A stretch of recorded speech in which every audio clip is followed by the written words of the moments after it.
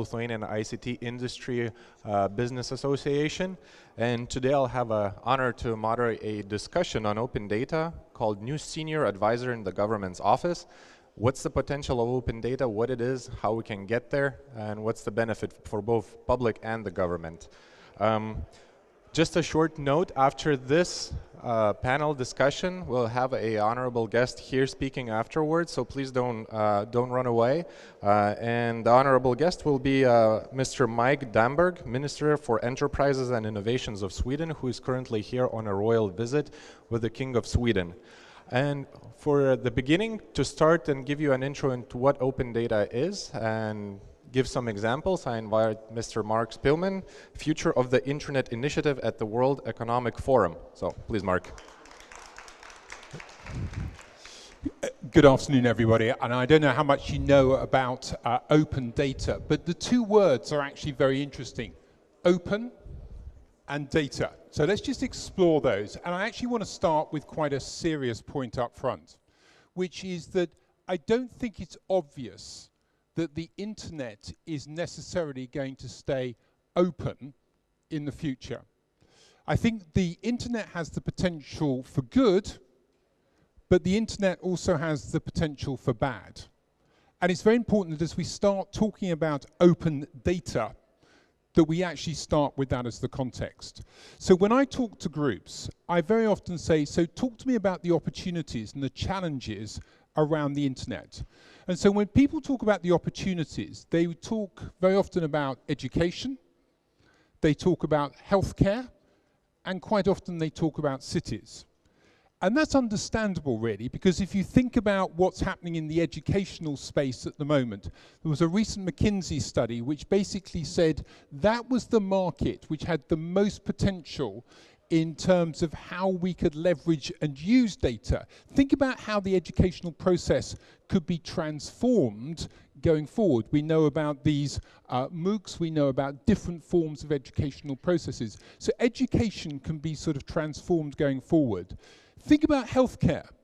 Healthcare is 10% of the European GDP. So if you're able to bring insights together around healthcare, put things into a form which really helps move us towards patient-centric care, what are we able to do to create value? Think about how our cities can be transformed, how we could think about the problems in Beijing, for example, around air quality. If we were able to tap into all the information that's on your phone to know about the air quality, what could we begin to do to improve air quality in cities? Or how could we improve the transportation systems? So there's lots of opportunities. But I also want to be very clear that there is potential for bad. And the best way I can explain it is that data is 21st century currency. If oil was the currency that really got the world going in the 20th century, today it's all about data. And I don't know how many of you know about Ashley Madison. Not a website that I particularly sort of would encourage you to sort of participate in. But the reason why that example is very important is because if in the old world people wanted to find money, they robbed banks. They went to a bank and robbed it. Today, if you want to do something bad, you go and rob data. And the reason why Ashley Madison is important, it's not because of what Ashley Madison was doing as a website, but because that is a really good example of blackmail. Because what actually happened was a month before the Ashley Madison website was publicized, the executives of Ashley Madison had a blackmail notification, said if you don't pay this amount of money, this information is going to get put out. One day before they went out, they put the second blackmail notice out. And so the point is that we can talk about open data, but I want you to be very clear that open data has its risks as well as its positives. And that is why issues like things like security, recognizing that you need resilience around how you handle the data becomes very important. So I don't want you to think that just because we talk about open, you can take it for granted. First point. The second is think about data. Most organizations basically make their decisions on the basis of historic data. Now, historic data can be very valuable because you can look at trends and patterns. So, for example, in agriculture, if you're able to bring together historic data, for example, around weather patterns or around soil composition, you're able, through those patterns, through those analyses, to actually look at crop yields.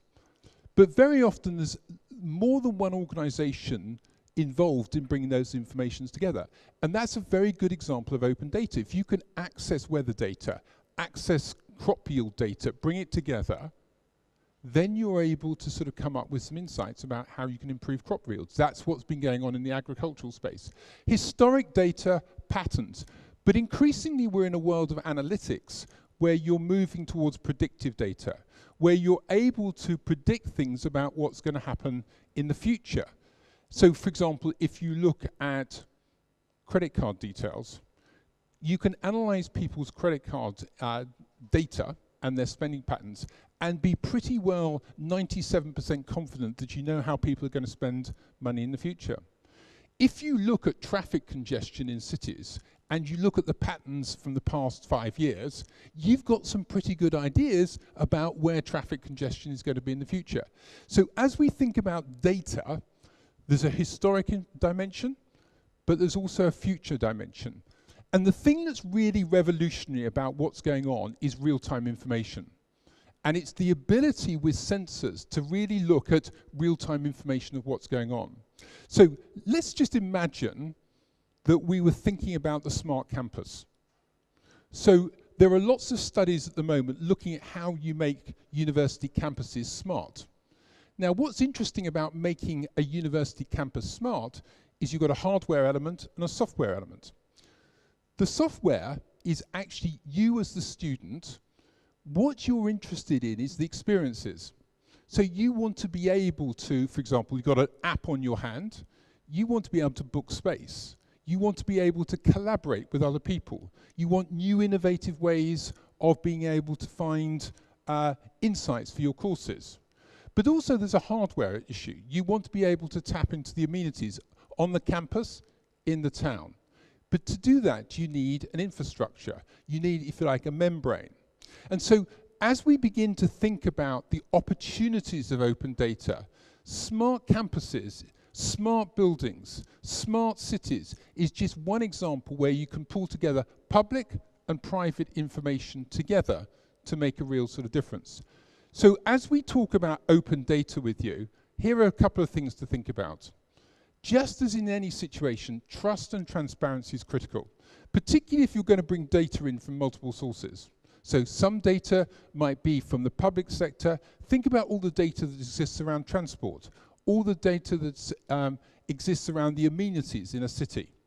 Think about the information that exists around sort of bus timetables. Think about the information that comes from weather patterns. If you can combine that data, provide analytics, combine it with information from the private sector, can you find new sources of value?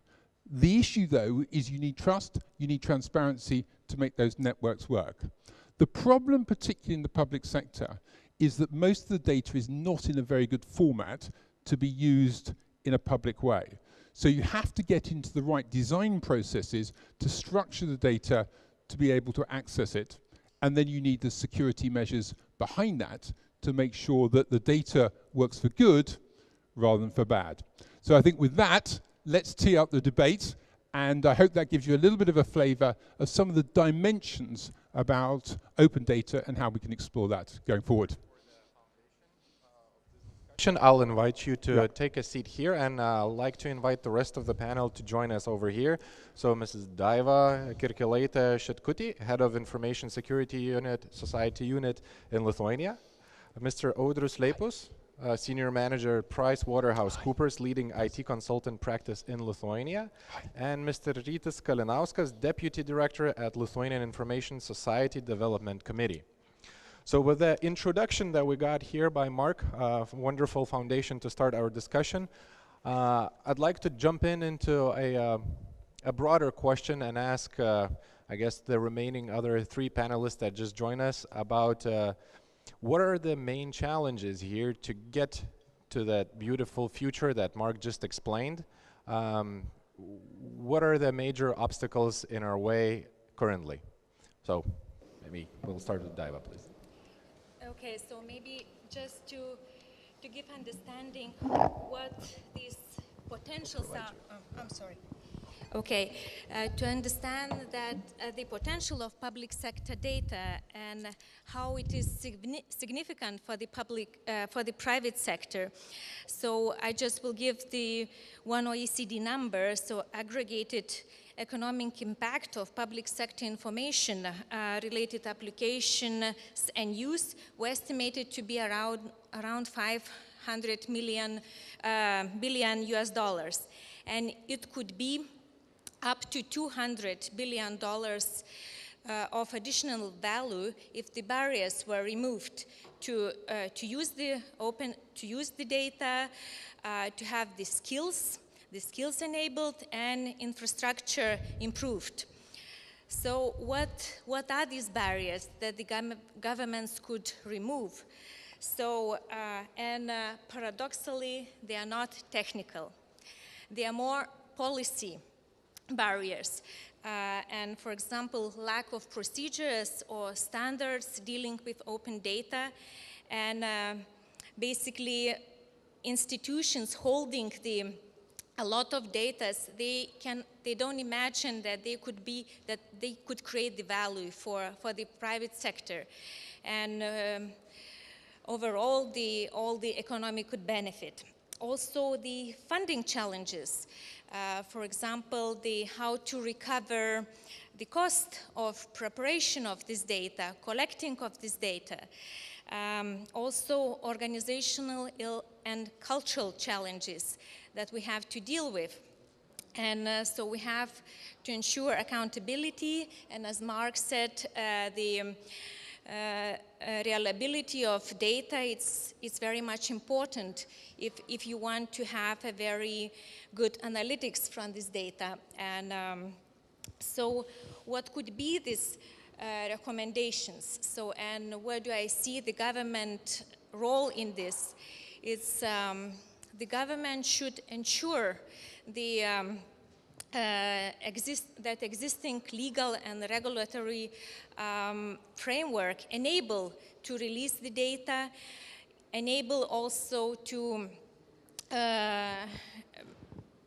this open data in relevant formats, enable that its access is non-discriminatory and at the very basically for free or at the very marginal cost, and also to ensure the needed level of confidentiality and security and private protection, which I think it's important for every single citizen.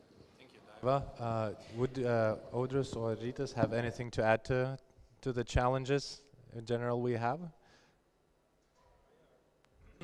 Yes, I can add. I think that everything should start with a clear strategy and with the goals. So once we know what we want to achieve in 3 or 5 years, what policies we have to change, what, let's say, technological recommendations we have to prepare that should be used by all institutions, then we can follow this path, follow this agenda, and make changes. I think this is very important. Well, at the moment, what we see actually that if we talk about public sector data that's being collected and could be opened, actually some data is already open. If you go to certain institutions' websites, for example, tax authority, social insurance fund, Sodra, I mean, you will see that they are already opening some data, and they are opening for certain reasons. Maybe in some cases it's easier for them not to answer separate questions from the citizens and just publishing data so they can analyze and be more transparent. And in that way we see that institutions are already doing that. However, I think that the biggest issue is that there is no policy at the moment that would say that okay, institutions supposed to provide data and supposed to open certain data in certain time if they get requests. So I think that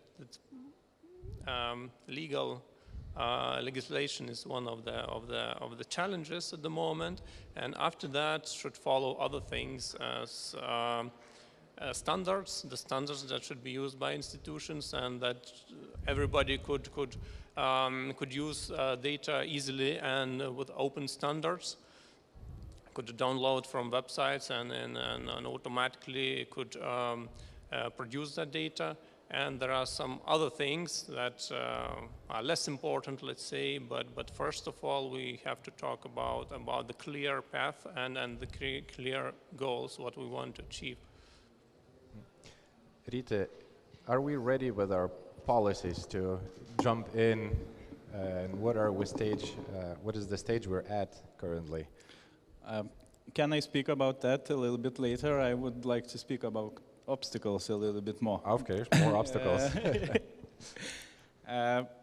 It was mentioned by Mark that information nowadays is some kind of currency. And it answers to some point at the question what the problem is. That the problem is that many public institutions that hold information, they think about themselves as information owners, that they own the information and they don't want to give that information for others. They don't want to share. What we have to achieve, I think, is to change our mindset of public sector institutions, that the main function and the goal is not to own the information, but to provide information to others and to create added value on that, based on that information. So I think that as I said, mindset or understanding of open data is one of the obstacles or problems why we have, let's say, such slow process of opening data. Another thing that I would like to mention is the understanding of what open data is. We carried out a few surveys 2 or 3 years ago, and we asked about what open data institutions have. Do they provide that data? Surprisingly, we got some answers that were like, we don't have open data at all. And it shows that there are institutions that doesn't understand what is open data. And quite often it is understood as, open data is understood as access to information. That is not correct understanding, because open data itself, you don't have to have just access to information. You must have possibility to use information. So that's about obstacles and problems. Now about solutions. What policies do we have any policies currently that would tackle these obstacles? Yes, Daiva mentioned, maybe I don't know, she will mention more. I think we have quite strong political will from our government to move forward with the open data. We have that will and goals in strategic documents. So I think that there is, I can say, there is no problem with that, or with question, should we move forward or no? I think we all understand that, yes, we have to move forward with open data and we have to succeed. As a colleague said, we should have quite clear strategy. Maybe I will add, we should have quite clear model how we will move forward with that. So I can say that now we have the model how we should move the open data. We had a study which was carried out by a colleague and his company, PricewaterhouseCoopers. They made analysis, they drafted alternatives, and we picked the right model, the most efficient model. And now we draft the amendments of the laws. We should pass those laws to the government in the nearest future.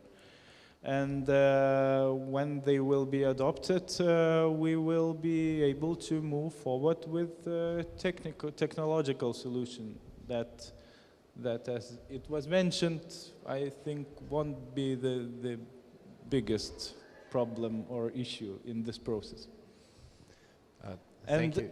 And later on, yes, or during that process, we have to, of course, as I said, prepare institutions to move forward also with open data.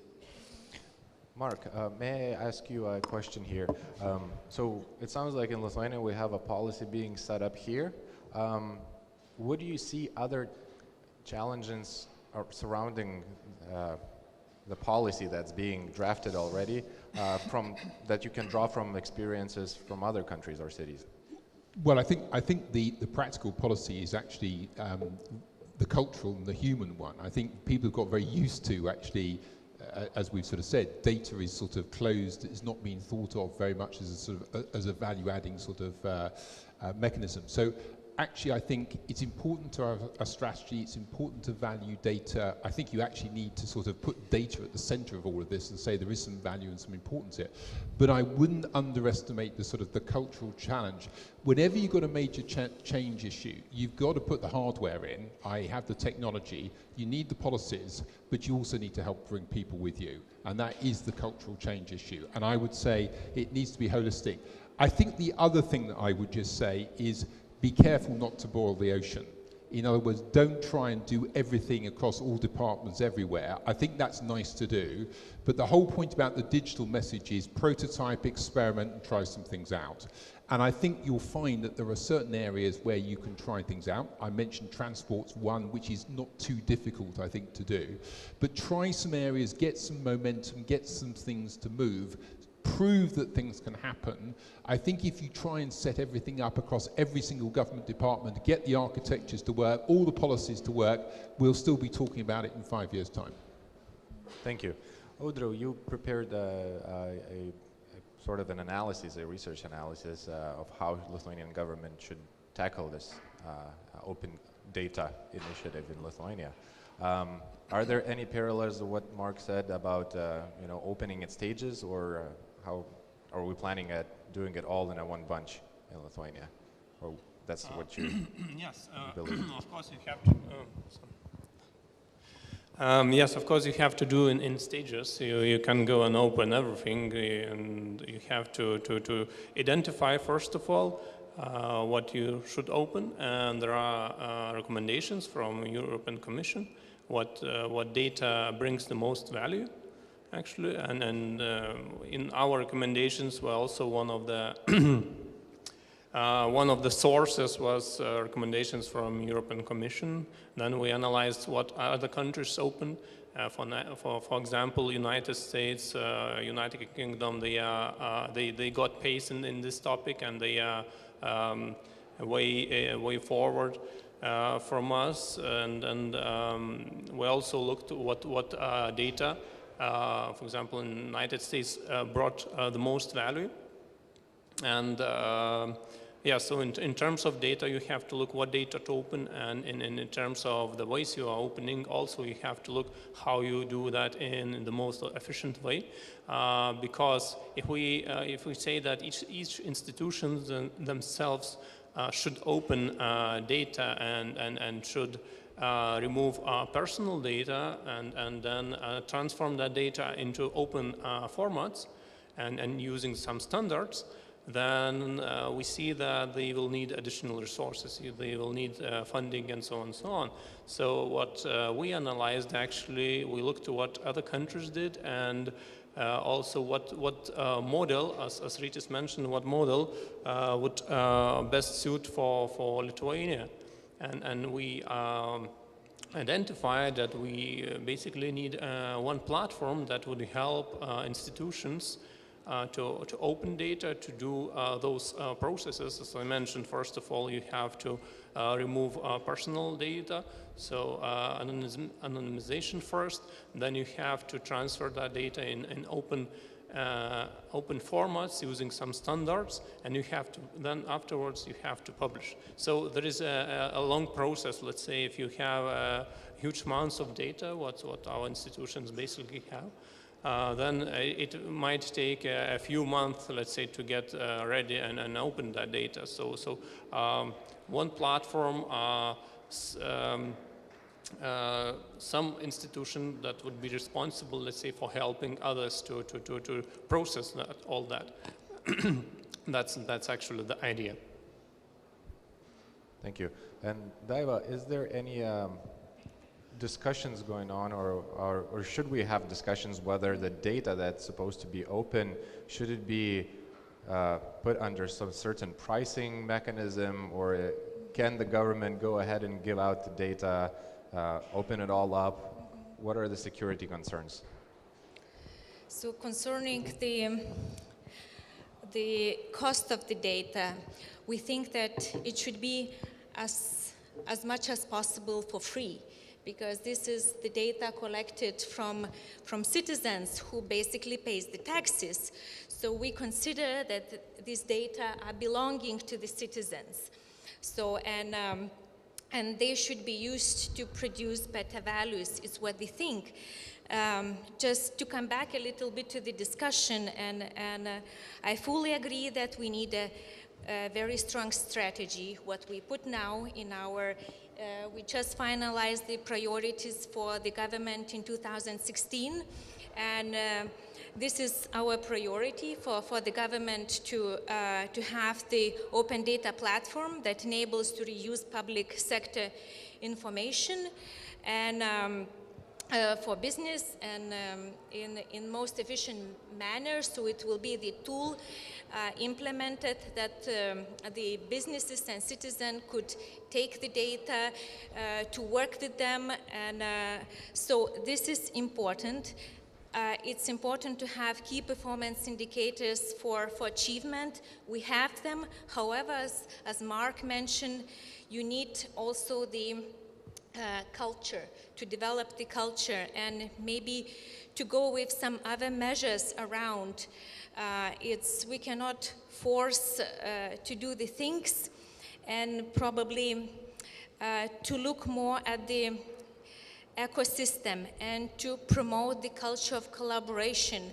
For example, we don't have to be alone to decide which data to open. We need to ask also the public, the businesses, what kind of data could be useful, and to involve them in this discussion, and maybe to show also good examples, and we have good examples. I just opened also our webpage where we have all the open data list. However, it's not this platform to download the data, but I saw interesting examples. For example, there is one SMEs who got this data and developed a web page, where do I live?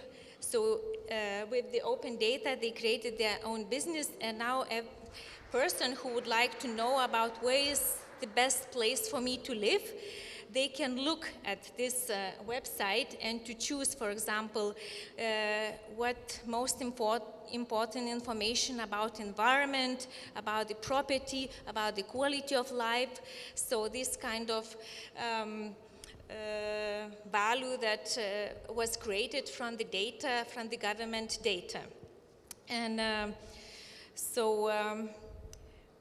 about the coming back to this pricing, yes, it is important to cover the cost of collecting data, but we really need to think what it could bring for all economy if we open this data for free. And I think it's much more to bring than we would like to charge for it. Thank you. Anybody to add to? Rytis? I would like to add about pricing also a little bit. When we speak about open data, we have to understand that we have two main groups of users. We have users who are willing to use open data for commercial purposes, and ones who want to use open data for non-commercial purposes. And that's quite an issue also, because if you provide open data at cost, the ones who would like to use that for commercial purposes, it might be that they will be willing, for them it will be okay to pay for data in most cases. The ones who want to use open data for non-commercial purposes, it will be an obstacle for them to pay for certain data sets. So that's also quite problematic alternatives for governments, for institutions to choose which way to go, because in one way we will save state budget a little bit if we provide data at cost, but we will, how to say, the creativity of our citizens and business entities won't be supported very much in that way. So that's also quite serious thing to think about when we speak about open data and pricing model. So it sounds like open data has both a demand that some businesses are willing to actually pay money for if the data is provided. Also, there is another part which Mark talked a little bit about in his intro, that the great benefits that data could bring to the society if it's just opened up for free. What can we do actually in relation to the cultural change and empowerment of the citizens to actually spark the innovation based on open data? What are the examples or actions we could take for that to become a widespread phenomenon? Mark? Well, again, I think sort of, first and foremost, do we genuinely believe we're in a data-driven world now? Because I see actually lots of parallels between what's happening in the business world and what could be happening in the government world. So if you look at most engineering businesses today, what engineering businesses are having to do is they want great engineers, but they also need digital people in the business as well, so that you actually are combining the engineering skills with the digital skills. I see absolutely no difference with what you actually need in many government departments. The issue that you've got is incumbency of the existing staff, just like you've got in an engineering firm, and how do you attract people in given all the constraints that sort of governments are under. So I think one of the interesting questions is how do governments get the vision and build up, if you like, the supply side skills and capabilities. I think some of it they need in-house, but some of it they can also sort of leverage in, because it's going to be difficult to build in those skills quickly enough. But I think you need actually a supply side strategy to go along with the sort of demand side strategies, and that's going to become very important, because I think in the world we're living in, we're going to see more e-government, we're going to see a world in which governments need to deliver more for less. Digital is one of the enablers to do that, but you've got to think very carefully about what the cost curves and the capability curves are to get there, and that needs to be planned, and you need roadmaps to do it. I know New York and San Diego are the perfect examples of the cities who actually achieved a perfect plan and a stage. Is there something we could literally copy and paste to, let's say, Lithuania or any other country in Europe on the national level or city level? Is that possible? Well, I think copying and pasting is always slightly dangerous. I think you can look at certain examples, and I think very often what you find is that there are good bits of example from different places, and we've already mentioned we've mentioned the US, we've mentioned the UK. You can obviously look at what's going on in Singapore. I think there are a number of different countries that you can look at. It's important also to look at the relative sizes of countries, because what goes on in big countries isn't necessarily always applicable in smaller countries. So I think take some examples, but I come back to my fundamental point, which is pick one or two areas, look at maybe one or two examples in areas that perhaps are valued and important here, and then try and sort of move it forward. And I agree that we need some basic infrastructure, you need the platforms, but then I think, as I say, I would really try and sort of see if one can't get some examples working to prove that there is some value in doing this.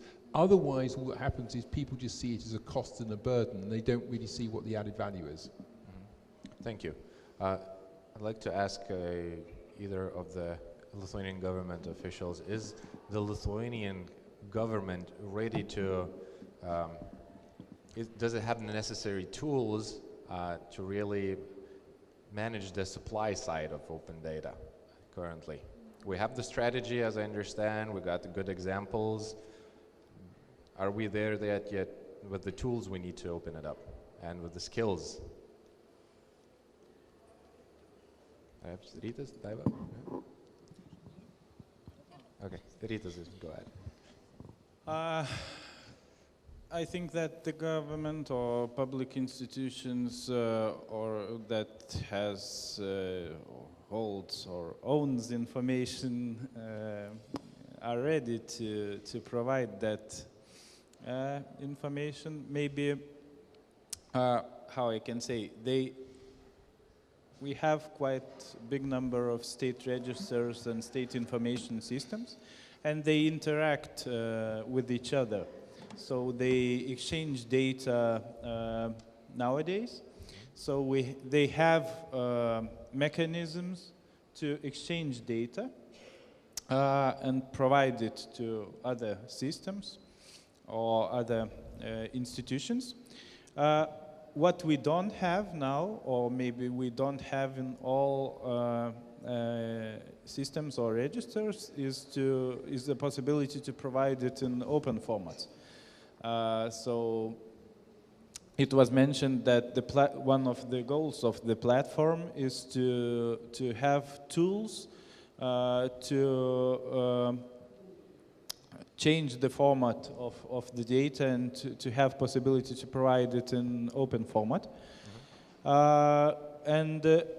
Yes, there are a few other tools that we need to have a bigger amount of open data, is possibility to remove private information from the data, because a lot of information that has value also has private information.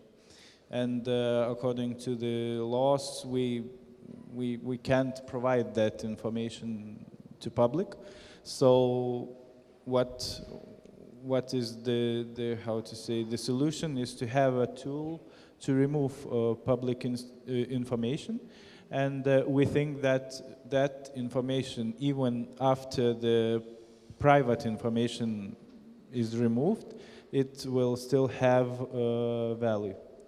So I think that we are quite ready to move forward.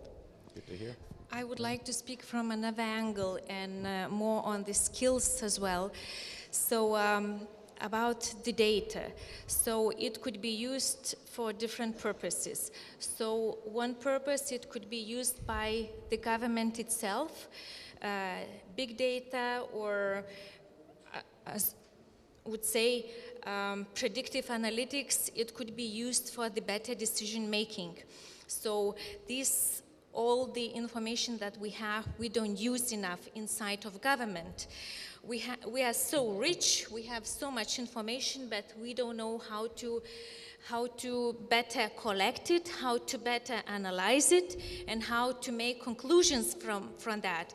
The very simple examples for example, the managing the congestion in the roads, that we can also do this on the real-time basis only with this technology.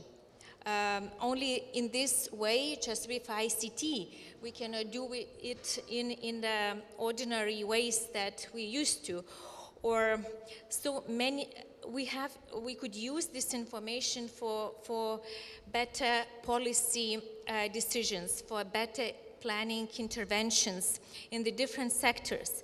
So what we miss skills in the different line or sectoral ministries. So until now, we consider that IT, it's more about servicing the workplace, but it's not anymore the case. Now it's IT, it's very cross-cutting issue, and it could help in the different policy areas, in health and transportation, and we need to understand that IT departments that we have, they probably should be reshuffled in terms of skills and in terms of what are their tasks in the institutions. I think it's not still the case in most of institutions in Lithuania. And what we have to do, we have to encourage this different structural organizational change. In terms of open data that could be used for citizens and businesses. So this, of course, it's to leverage and to make some benefits from this data for economic growth, for innovation. And also another purpose of open data, it's accountability in front of citizens. It's, for example, yesterday I heard on the news that our public procurement office will open absolutely all data on every single procurement. So you will be able to look how many small companies won how many bids. And this also, they say this is not for us to analyze, it's for media, for journalists to make the conclusions and to analyze and to show to public what is happening. So, and I think this is also the value that the transparency could bring some improvements. Thank you. Mark? Let me just sort of try and add a little bit to the debate. I should have declared, you were very kind to introduce me from the World Economic Forum, but my wife is actually a member of Parliament in the UK, so I am actually pretty aware of some of the political dynamics of what goes on. And I think one of the interesting challenges that I observe in most sort of governmental structures is that they're very vertical, they're very siloed. And one of the interesting things I think about digital is fundamentally a horizontal play. In other words, it works across. So what that actually means is that you need dialogue, not only sort of, I think, across government departments, but I would sort of say, use the hackathon idea, that I would really be encouraging not to get too introspective within government. I know it's very important to cleanse the data, get the standards, get the strategy and all the rest of it, but I would be running a number of brainstorming sessions, look at different sort of sources of data, get some entrepreneurs in, talk to them about different ideas, and make sure that actually this is only going to work if there are people out there who sort of can see the opportunities as well.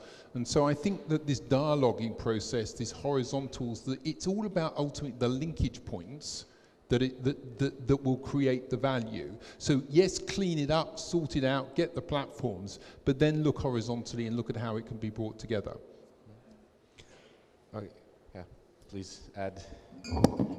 I would also like to add that actually it's very important to understand that there are basically 3 stages in opening data. So once some institution or some business open data, you might not added value the next day.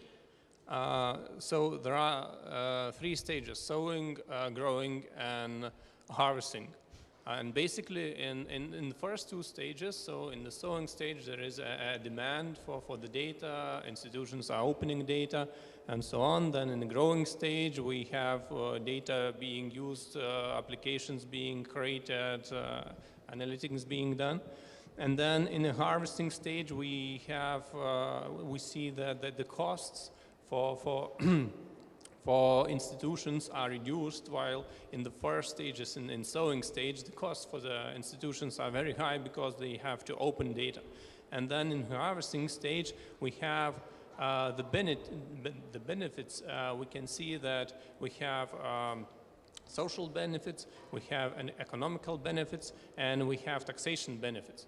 So only after some time of period, we can see the value from opening data, and I think it's difficult to understand that. I mean, everybody wants to have results straight away, right? I open data, and then after a month, I want to see more taxes coming in, and so on from the government perspective.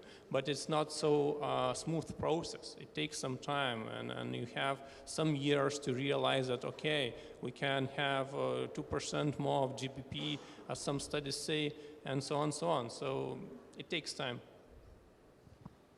Thank you very much.